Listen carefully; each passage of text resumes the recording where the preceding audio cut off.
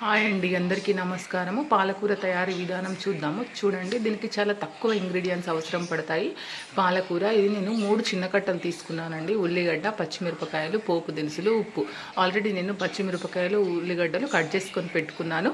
పాలకూర ఆరోగ్యానికి చాలా మంచిదండి. ఇందులో నేను ఎలాంటి పప్పులు వేయడం లేదు, వట్టి పాలకూరనే చేసుకుంటున్నాను. కాబట్టి చూడండి, పాలకూర ఆరోగ్యానికి చాలా మంచిదండి. వారానికి ఒకసారి ఖచ్చితంగా ఈ పాలకూరను తీసుకోవాలి. చాలా ఉపయోగాలు ఉన్నాయండి ఈ పాలకూరతోని. కాబట్టి ఇప్పుడు మనము ఈ పాలకూర తయారీ విధానం చూద్దాం. చూడండి, ఇందులో నేను గిన్నె పెట్టుకొని ఆయిల్ వేసుకున్నాను. దీనికి ఆయిల్ కూడా చాలా తక్కువ వేసుకోవాలండి. ఒక 2 స్పూన్స్ వేసుకుంటే సరిపోతుంది. ఇప్పుడు ఇందులో మనము పోపు దినుసులు వేసుకుందాం.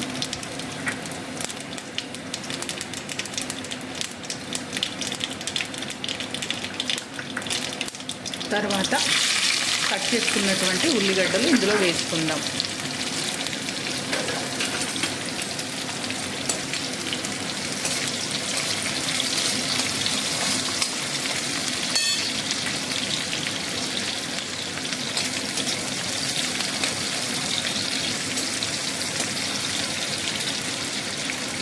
ఇప్పుడు మనం ఇందులో పచ్చిమిరపకాయలు వేసుకుందాం.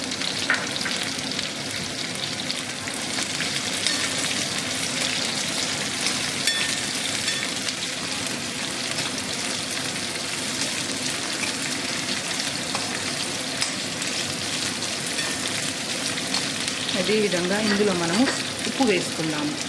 ఇందులో ఉప్పు వేసుకుంటే మనకు ఇది తొందరగా ఫ్రై అవుతాయండి.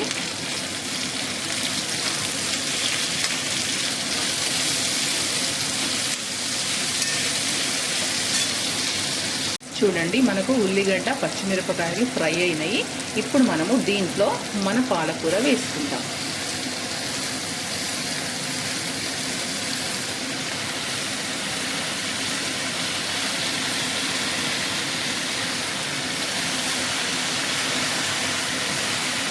వేసుకొని దీనికి మనము ఒక మూత పెట్టుకుందాం. ఒక 5 నిమిషాలు దీన్ని మనము ఉడకనిద్దాం. చూడండి, 5 నిమిషాలు అయింది. ఇప్పుడు మనము మూత తీసుకొని చూసుకుంటే మనకు పాలకూర మగ్గింది. ఇప్పుడు మనము దీన్ని చక్కగా కలుపుకుందాం. చూడండి, మనము ఏమీ కూడా నీళ్లు పోయలేదు. ఇందులో పాలకూరలో ఎక్కువ నీళ్లు ఉంటాయి కాబట్టి ఆల్రెడీ నీళ్లు వచ్చేసినాయి. ఈ నీళ్ళతోనే మనము ఉడికిపోతుంది పాలకూర.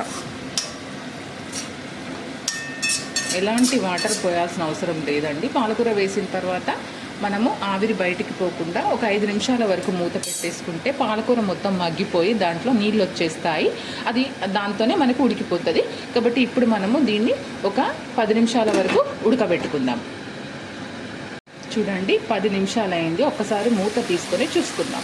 చూడండి, పాలకూర ఆల్మోస్ట్ ఉడికినట్టేనండి.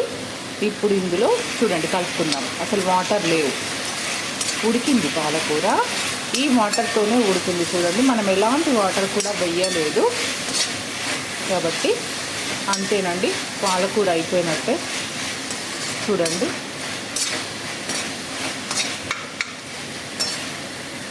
చూడండి పాలకూర రెడీ. ఆరోగ్యకరమైనటువంటి ఫుడ్ అండి ఇది. కాబట్టి మీరు కూడా ఈ రకంగా ట్రై చేయండి, టేస్ట్ చేయండి. వేడివేడి అన్నంలోకి వేసుకొని తింటే చాలా బాగుంటుందండి ఇది. కాబట్టి ఇందులో చాలా ఇంగ్రీడియంట్స్ తక్కువ అవసరం పడతాయి. ఆరోగ్యానికి చాలా మంచిది కాబట్టి ఖచ్చితంగా వారానికి ఒకసారి తీసుకోండి. ఈ రకంగా ట్రై చేయండి. ట్రై చేసి టేస్ట్ చేయండి. నా వీడియోని సబ్స్క్రైబ్ చేయండి. చూసినందుకు థ్యాంక్ యూ ఫర్ వాచింగ్ అండి.